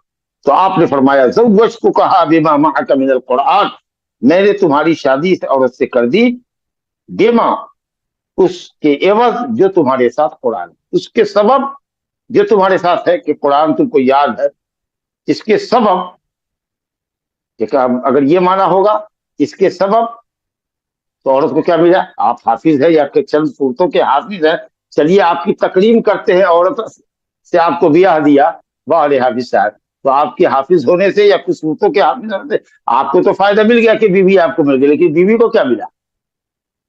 तो अगर बे को सबबिया मानिएगा तो माना सही नहीं होगा, बे को एवजिया मानिए कि कुरान मजीद आप इसको सिखा दीजिएगा, इसके एवज आप क्यों शादी करा दें। ये जो फायदा आप अपने इल्म से इसको पहुंचाइएगा, जो दीनी फायदा इसको हासिल होगा, उस मनफियत को हम महर बना लें। और इसीलिए बाद रिवायत में कि जा फालिमहा, इसको सिखाओ, इसको तालीम दो। तो कुरान मजीद की तालीम देना, कुरान मजीद की सूरतों को याद दिलाना, ये एवज हुआ उस औरत से ब्याह करने का, ये मनफा। अब जो लोग इसको नहीं समझते हैं या इसको जायज नहीं करार देते हैं, तो या तो कह दे कि उस मर्द के साथ खास है, या ये कहे कि नहीं जितने दिन तक वो ट्यूशन उसको पढ़ावेगा उसकी जो कीमत हुई, समझो कि उस कीमत, वो कीमत रखी जाएगी। क्या कीमत हो सकती है भाई, 6 महीना के ट्यूटर की, उसको समझा जाएगा कितना पैसा उसने दिया। ये कुरान मजीद पढ़ाना महर नहीं बन सकता। अरे जाहिर लफ्ज पर अमल कीजिए, क्या तो जिहाद कर रहे हैं। कुरान मजीद पढ़ाने पर क्या उज्जत नहीं ले सकता है आदमी, ले सकता है। ज़व्वजतु कहा बिमा मअका मिनल कुरान, मैंने शादी कराई तुम्हारी इस औरत से इस चीज के एवज जो तुम्हारे पास कुरान से याद है कि तुम इसको सिखा दोगे। तो बा एवजिया है, बदले में, कि तुम इसको सिखा दोगे, इसके बदले में। ना ये कि तुम हाफिज साहब हो तो तुम्हारी तकरीम करते हुए इस सबब से कि तुम हाफिज हो, कुछ सूरतों के हाफिज हो, तो मैं ये औरत तुमसे भी आता हूं, तो फिर फायदा क्या। और नबी सल्लल्लाहु अलैहि वसल्लम वहां वली है उस औरत की तरफ से, इमामुल मुस्लिमीन है, तो अब किसी वली की क्या जरूरत है। तो अल्हम्दुलिल्लाह ये सब चीज है। अब यही कुछ लोगों ने कहा कि नबी साहब ने ऊपर देखा नीचे देखा, तो अगर चेहरे पर पर्दे की रही होगी, अगर ऐसे ही बात है, अगर कहीं वजाहत है तो कह लीजिए कि पर्दे की आयत उतरने से पहले का ये मामला हो। लेकिन इसमें तो ऐसा नहीं है कि नबी साहब ने चेहरा देखा और पौ देखा, ऊपर से नीचे तक नजर दौड़ाई। हो सकता है कि बुर्के में रही हो, चेहरा ढका रहा हो, कद्दो कामत देखा हो, जिस्म की साख और बनावट देखी हो, چلیے یہ سب جانبی باتیں ہیں. تو نبی صلی اللہ علیہ وسلم نے اس حدیث میں بھی آپ سے سنا کہ وہاں حضرت صفیہ کی آزادی کو مہر بنایا اور یہاں قرآن مجید کے تعلیم کو بنایا. اور حضرت موسیٰ علیہ السلام کے واقعے میں معلوم ہے کہ صاحب انہوں نے بکری کی چرواہی کو مہر بنایا گیا تھا. ایک اور حدیث دیکھیے, بیوی کو مہر ہر حال میں دینا چاہیے, اس کا انکار نہیں کر سکتے ہیں. اگر ذکر نہیں ہوگا تو مہر مثل ہوگا. باقی رہا مقرر چیز, کچھ بھی آپ دے سکتے ہیں, قلیل یا کثیر. اب جو بعض فقہا کہتے ہیں کہ 10 درہم سے کم نہیں ہونا چاہیے, بعض فقہا کے نزدیک 3 درہم ہے ہاتھ کاٹنے کی سزا نصاب سرقہ, تو کہتے ہیں 3 درہم چھو, کوئی کہتے ہیں 10 درہم میں ہاتھ کاٹا جاتا ہے. سب ضعیف ہے اور سب قیاس مع الفارق ہے, تو بالکل غلط ہے. قلیل ہو کثیر ہو, کوئی حد مقرر نہیں, نہ قلیل کی نہ کثیر. آدمی اپنی وسعت کے مطابق دے, اور بہتر ہے کہ کم رکھے. مہر زیادہ رکھنا ہوشیاری اور عقل مندی اور دینی کام نہیں ہے, ثواب کا کام نہیں ہے. اس سے یہ ہوتا ہے کہ اگر بیوی پسند نہیں ہے آدمی کو, تو اس کی زندگی کو اجیرن کرنے سے اور اپنی زندگی کو جہنم بنانے سے بہتر ہے کہ طلاق دے دے. اس کو مہر بھی دے دیتا ہے اور عزت کے ساتھ اس کو رخصت کرتا ہے. لیکن اگر دیکھ رہا ہے کہ صاحب طلاق دینا ہے لیکن 2 لاکھ روپیہ ہے مہر مقرر, اب وہ 2 لاکھ ہو نہیں رہا ہے, وہ طلاق نہیں دینا چاہتا ہے, طلاق دینا, لیکن سوچتا ہے کہ پیمنٹ تو کرنا پڑے گا 2 لاکھ, کیونکہ مہر تو دیا نہیں ہے. اچھا چلیے, لڑکی جو ہے اگر روپیہ لے چکی ہے, خرچ کر چکی ہے, یا اپنے باپ بھائی کو کچھ دے چکی ہے, اب اگر اس کو شوہر پسند نہیں ہے, وہ خلا لینا چاہتی ہے, تو مہر کے عوض لے گی. بلکہ کچھ ہو سکتا ہے کہ بعض افراد تو کچھ زیادہ بڑھا کے کہتے ہیں کہ باہر سے بھی 50,000 روپیہ زیادہ لیں گے, 1 لاکھ زیادہ لیں گے, لیکن بہتر یہ ہے کہ مہر کے عوض خلا دے دینا چاہیے. اب وہ 2 لاکھ روپیہ نہیں عورت کے پاس بچا ہے, نہ اس کے باپ بھائی کے پاس بچا ہے, اب وہ خلا بھی نہیں لے رہا ہے, اور مرد کے ظلم کو وہ مسلسل سہ رہی ہے. تو کم مہر رکھنے میں جس کا پیمنٹ کرنا مرد کے لیے آسان ہو, یا خلا لینے کی صورت میں جس رقم کی واپسی عورت کے لیے اور یا عورت کے ولیوں کے لیے آسانی ہو, کہ یہ اس میں دونوں فریق کا بھلا ہے. اور نبی صلی اللہ علیہ وسلم نے فرمایا کہ برکت والا نکاح وہ ہے جس کو منعقد کرنے میں خرچ کم آئے, یعنی جس کو کم مہر سے دیا آ جائے.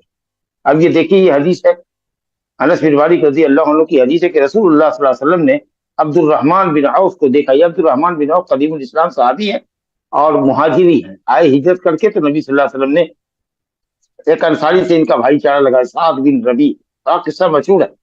اب وہ مدینہ میں باغات ان کے بڑے تھے, اب 2 بیویاں تھیں. یہی وہ شخص ہے سعد بن ربی رضی اللہ عنہ, جس سے کہا تھا کہ عبد الرحمن بن عوف آپ میرے بھائی ہیں, چلیے ایسا کرتے ہیں کہ ہم اپنے باغ کو آدھا آدھا بانٹ دیتے ہیں, 2 بیوی ہمارے پاس ہے, دونوں میں سے جو آپ کو اچھی لگے اس کو آپ سلیکٹ کیجئے, میں اس کو طلاق دیتا ہوں, عدت گزار کے پھر آپ اس سے شادی کریں. تو انہوں نے کہا بارک اللہ فی اہلک و مالک, اللہ تمہاری بیوی میں تمہارے مال میں برکت دے, مجھے بازار دکھا دو, یہاں کا بازار کہاں ہے, میں تاجر آدمی. اور وہ گئے اور کئی دن تک اپنا مسلسل آتے جاتے رہے بازار میں, یہاں تک کہ وہ کچھ پیسہ ان کے پاس ہو گیا, اور ایک طرح سے آپ کہہ سکتے ہیں کہ دوسرے سے کی محتاجی سے باہر نکل آئے. اب انہوں نے شادی کیا. نبی صلی اللہ علیہ وسلم کو خبر نہیں ہے, ضروری نہیں کہ صاحب تمام بڑے لوگوں کو شادی میں انوائٹ ہی کیا جائے, نبی صلی اللہ علیہ وسلم کو خبر نہیں. عبد الرحمن بن عوف کو جب دیکھا, وہ علیہ ردع زعفران, اور ان کے جسم کے اوپر زعفران کا اثر دیکھا آپ نے. تو زعفران کلر جو ہوتا ہے, خوشبو, مرد کی خوشبو میں خوشبو تیز ہونی چاہیے اور رنگ مخفی ہونا چاہیے. عورت کی خوشبو میں رنگ غالب ہونا چاہیے, خوشبو اس کی مدھم ہونی چاہیے. تو ہو سکتا ہے کہ بیوی کے جسم کی خوشبو یا اس کے کپڑے کی خوشبو جو زعفران کی رہی ہوگی وہ کچھ لگ گئی ہوگی بہرحال. تو آپ نے دیکھا کہ صاحب یہ خوشبو ایک خاص طرح کی لگی ہوئی ہے, اور مرد کی خوشبو تو بغیر رنگ کی ہوتی ہے, ان کے جسم پر رنگ لگا ہوا خوشبو ہے. اور دولہا جو ہوتا ہے وہ بہرحال اس کے چہرے بشرے سے تو سمجھ میں آ جاتا ہے نا کہ بھائی دولہا ہے. تو آپ صلی اللہ علیہ وسلم نے کہا مہیم, یہ علماء نے کہا کہ یہ کلمہ یمنی ہے, یمن میں استعمال, مہیم مالا کا ما شانو کا, کیا بات ہے, کیا بات ہے, حقیقت جاننے کی کوشش. کہا یا رسول اللہ میں نے شادی کی ہے, کون سے, اللہ ہے میں نے شادی کی, کون ہے, کہاں کی ہے, کیا ہے, یہ نہیں آپ نے مجھے کہا. ما کہا تم نے اس کو مہر میں کیا دیا, کیونکہ یہی وہ مہر ہے جس سے بیوی حلال ہے. سب سے امپورٹنٹ چیز یہی, اور کوشش کرنی چاہیے کہ نقد ہو, اور اگر ادھار ہو تو اس کی مدت متعین ہو کہ کب دو گے, اور یہ کہہ کے دو گے یہ تمہارا حق مہر ہے, मा ज़ब्ता, क्या दिया? तो कहा इन्होंने, हजरत अब्दुर्रहमान ने, कि वज़न नवाति मिन ज़हब, खजूर की एक गुठली के बराबर सोना दिया। अब खजूर की एक गुठली क्या हो सकती है? बड़ा खजूर भी हो सकता है, मुतवस्सित साइज का हो सकता है, छोटे साइज का हो सकता है, लेकिन आम तरीके से चलिए अगर मुतवस्सित लेते हैं तो 4 ग्राम माल की चलिए। लोगों ने कहा कि 4 से 5 ग्राम, एक मिसकाल 4.5 ग्राम, किसी ने कहा 5 ग्राम, चलिए 4 से 5 ग्राम रहा हो। आपने कहा, दुआ दिया, बारकल्लाहु लक, अल्लाह ताला तुम्हारी शादी को बाबरकत बनाए। दुआ तो और भी है, बारकल्लाहु लक व अलैका व जमअ बैनकुमा फी खैर, या बारकल्लाहु लकुमा व बारक अलैकुमा। लेकिन चलिए दुआ को शॉर्ट किया, एक जुमले पर इक्तफा कर लिया, तो मालूम हुआ कि दुआ का एक जुमला भी बोला जा सकता है, अब पूरी दुआ भी बोली जा सकती है। मैं दुआए बरकत आपके साथ। और उसके बाद कहा, औलिम वलो बिशातिन, वलीमा करो अगरचे एक बकरी ही के। ये लो तकलील के लिए, क्योंकि अब मालदार हो गए हो तो मालदार आदमी के लिए एक बकरी तो आसान है, लेकिन गरीब आदमी जो रोज का मजदूर है उसके लिए एक बकरा खरीद के जबा करना आज भी मुश्किल। 14-15 हजार 10 हजार से ऊपर का पोटला लाएगा, समझा कि नहीं? तो बहरहाल आदमी वलीमा, सही कौल में लोग कहते हैं सुन्नत मुअक्कदा है, कुछ लोग कहते हैं वाजिब है, लेकिन बहरहाल क्या वलीमा में खिलाएगा वो उसकी मालदारी और उसकी तंगी पर मुनहसर है। और फिर यह है कि उसकी तफसील है अपनी जगह कि शायद उसमें मालदारों के साथ फकरा और मसाकिन को भी मदद किया जाए। और शादी के बाद का जो खाना है, अब कहिएगा कि कब वलीमा करें, तो बेहतर तो यह है कि हम बिस्तरी हो जाए उसके बाद सुबह में, जैसे कि अब्दुर्रहमान बिन औफ को नबी सल्लल्लाहु अलैहि वसल्लम ने देखा शादी के बाद तो मुखालफत हो चुकी थी, खुद नबी सल्लल्लाहु अलैहि वसल्लम ने हजरत सफिया से रात में रुखसती की, हम बिस्तर हुए, उसके बाद सुबह में आपने लोगों से कहा जिसके पास जो कुछ है, तो कोई रोटी लाया, कोई खजूर लाया, कोई घी लाया, चमड़े के एक दस्तरखान के ऊपर उसको हलवे की तरीका से बनाया गया, और उसके बाद जो हाजिर करीब में थे उनको बुला लिया गया। लेकिन अगर शादी के बाद जो अगर मर्द की तरफ से दावत हो, चाहे मुकारबत से पहले हो कि मुकारबत के बाद हो, इंशाल्लाह वो सब वलीमा है। लेकिन ठीक है, अफजल ये है कि बेहतर ये है कि मुलाकात के बाद हो, ताकि अल्लाह की नेमत से वो पूरी तरीका से मुतमत्ते हो चुका हो, मुस्तफीद हो चुका हो, तब शुक्राना अदा करे। लेकिन चलिए बीवी हो गई है, और बाज जगह पर ये होता है कि साथ दोनों को बिला भी दिया जाता है, सलाम दुआ हो जाती है, मर्द बीवी को देख लेता है, दुआ सलाम कर लेता है, उसके बाद जो दावत होती है वो वलीमा की भी हो सकती है। हाज़ा व बिल्लाहि तौफीक, सल्लल्लाहु अला नबीना मुहम्मद व आलिहि व सहबिहि अजमईन। जज़ाकल्लाहु खैरन व बारकल्लाहु फीकुम शेख। आमीन। ये शादी की बरकत की दुआ नहीं ना है? बारकल्लाहु फीकुम। चलिए, हाँ, हमने कोई शादी नहीं की है भाई, चलिए माशाल्लाह। जी जी शेख, पहला सवाल है शेख, अस्सलाम वालेकुम, अगर महर कुरान हिफ्ज करना है या इल्म सिखाना है तो इसमें कुछ वक्त लगेगा, क्या शौहर बीवी के करीब जाने के लिए वक्त वेट करेगा जब तक मुकम्मल ना हो जाए? बारकल्लाहु फीकुम। नहीं नहीं, बिल्कुल नहीं, इसकी शर्त नहीं। सिखाएगा, लेकिन बीवी से पहले ही सबसे मुलाकात करें। जी अगर निकाह के दौरान निकाह नामे पर दुल्हन की जगह उसके वालिद दस्तखत करते हो निकाह नामे पर, हालांकि दुल्हन वही साथ हो, तो क्या ऐसी सूरत में निकाह सही है? निकाह तो खैर सही है, निकाह नामा बदल दिया जाएगा, दुल्हन की जगह पर तो दुल्हन ही दस्तखत करेगी। वो तो एक दस्तावेज तैयार हो रही है ताकि आइंदा के लिए फायदा हो। लेकिन जाहिर है कि कबूल या ईजाब लड़की की तरफ से किया गया है और लड़का ने कबूल कर लिया तो निकाह हो गया। अब दस्तखत करने में गलती हो गई है, फिर वो दूसरा निकाहनामा बन जाएगा। क्या शौहर के ताया के सामने निकल सकती है? शौहर के ताया के सामने नहीं निकल सकती, क्योंकि ताया या चाचा, बड़ा वाली से बड़ा भाई हो या वाली से छोटा भाई हो, वो अपने भतीजे की बीवी से शादी कर सकते। जी शेख, आजकल ऐसा बताया जा रहा है कि जो मतलब खासतौर जो फेमिनिस्ट सोच के औरतें हैं, वो बता रहे हैं कि नबी सल्लल्लाहु अलैहि वसल्लम अपने अज़वाज मुतहरात की घर में मदद करते थे, तो हालांकि अब तो उसका मतलब आपको भी घर में हमारा कंट्रीब्यूशन करना चाहिए, आधा काम करना चाहिए वगैरह, ये कहाँ तक दुरुस्त है शेख? ये कानूनी शक्ल इसकी नहीं है, लेकिन ये है कि अगर मर्द औरत के काम में हाथ बटाता है अपनी मर्जी से, तो मियाँ बीवी के दरमियान मोहब्बत भी बढ़ती है और ईगो प्रॉब्लम भी नहीं रहता है, और औरत समझती है कि ये कोऑपरेटिव माइंड आदमी है, अपना काम करके भी आया तो भी हमारी मशगूलियत परेशानी को देख रहे हैं, तो मेरे साथ काम में हाथ बटा रहे हैं, तो माशाल्लाह मियाँ बीवी کی ٹریننگ اور اچھی ٹریننگ ہوتی ہے، لیکن یہ کہ صاحب وہ اس کا پابند ہے، مکلف ہے، یہ نہیں ہے. یہ نبی صلی اللہ علیہ وسلم کا حسن اخلاق تھا کہ آپ گھر کے کام میں اپنی اس کا ہاتھ بٹاتے تھے. وہ کام جو آپ کر سکتے تھے، چلو بھائی بکری ہم دودھ لیتے ہیں، چلو کوئی کام گھر کا ہے وہ ہم کر لیتے ہیں، جو مرد کر سکتا ہے. تو اگر کرتا ہے تو ٹھیک ہے، اس میں تعاون ہے، اس میں اخلاق ہے اس کا یہ بیوی کے ساتھ. جی جی جزاک اللہ خیرن شیخ. صحابی کے پاس مہر کے پیسے دینے کی کیپیسٹی نہیں تھی، لیکن شادی پہ انکریج کرے. اللہ سبحانہ و تعالی مال عطا کرے تک صبر کرو. نبی صلی اللہ علیہ وسلم کے پاس مال نہیں ہے پھر بھی کرے. ان دونوں کو کیسا سمجھنا؟ ارے مال نہیں ہے کا مطلب یہ کہ صاحب مال نہیں ہے لیکن ہم روز کما سکتے ہیں، کھلا سکتے ہیں اپنی بیوی کو.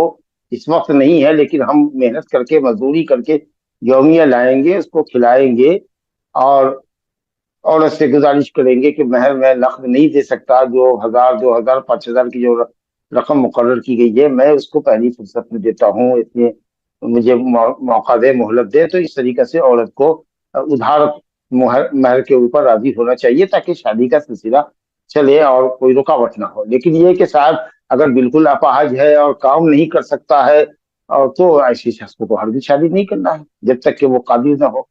کیونکہ آپ شادی کر کے لے آئیے گا، مہر نہیں دیجیے گا اس پر، تو وہ قناعت کر لے گی، کچھ ویٹ کر لے گی، لیکن اگر آپ کھانا نہیں دیجیے گا تو وہ کب تک صبر کرے گی؟ آپ کہیے گا کہ جاؤ کہیں خود کام کر کے لاؤ، ارے بھائی تو اس نے شادی کیوں کی ہے؟ ترک جمع پر تو کچھ دن صبر کر سکتی ہے، لیکن ترک عقل و طعام کے اوپر وہ صبر نہیں کر سکتی ہے.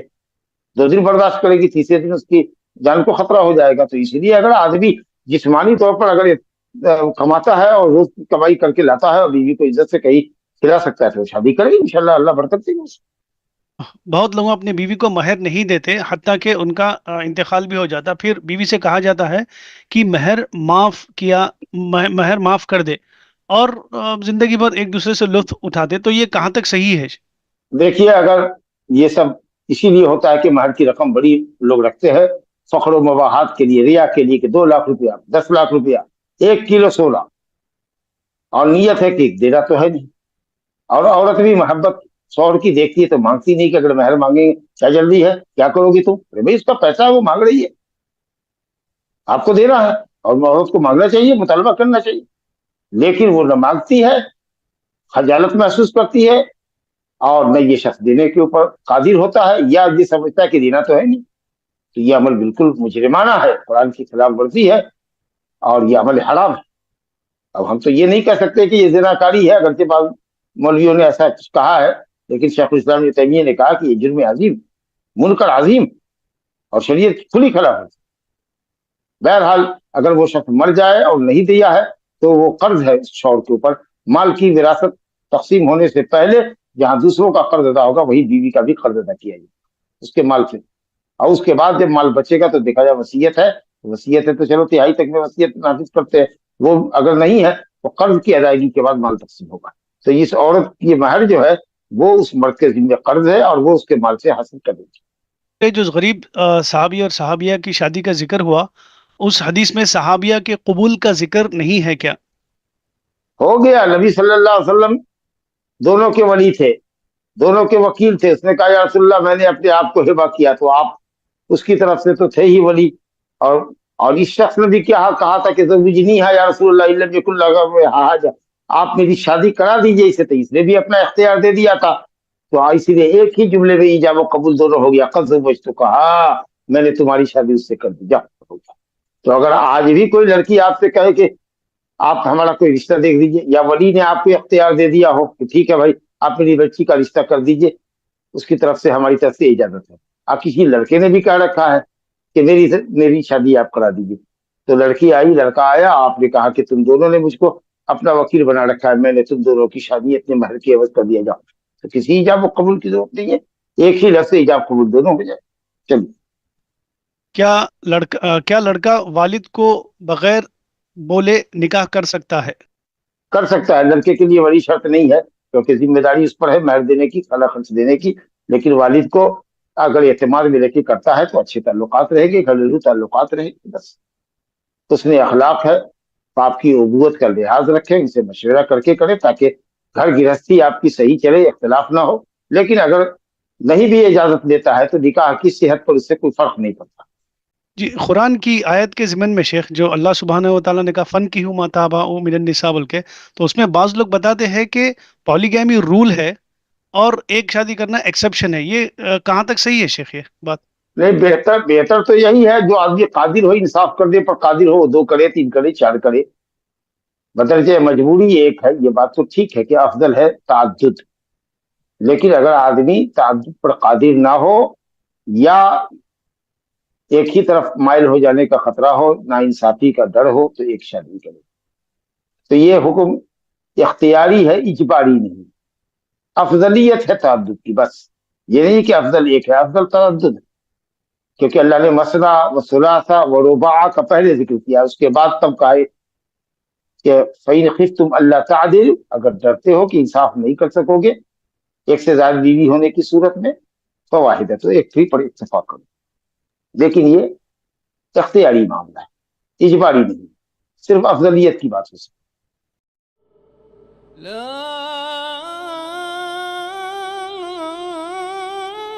إله إلا الله.